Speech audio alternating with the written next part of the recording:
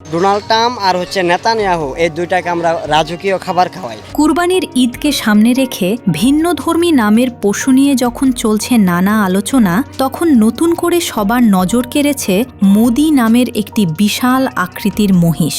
অস্বাভাবিক লম্বা সাদা দাড়ি, ব্যতিক্রমী চেহারা ও বিরল বৈশিষ্ট্যের কারণে ইতোমধ্যেই সামাজিক যোগাযোগ মাধ্যমে ভাইরাল হয়ে উঠেছে মহিষটি। নারায়ণগঞ্জের একটি খামারে দেখা মিলেছে অ্যালবিনো জাতের এই মহিষের। পুরো শরীর কালো হলেও কপালের সামনের অংশ সাদা এবং মুখের নিচে ঝুলে থাকা লম্বা সাদা দাড়ি তাকে দিয়েছে আলাদা পরিচিতি।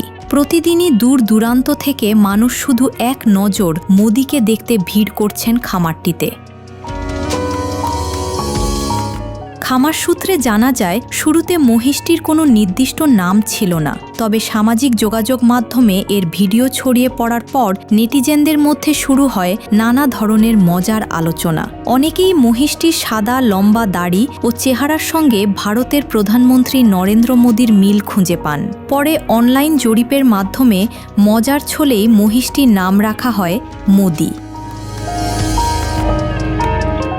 খামারিরা বলছেন, প্রতি বছর ঈদুল আজহা উপলক্ষে ব্যতিক্রমী নামের পশুর প্রতি মানুষের আগ্রহ বাড়ছে।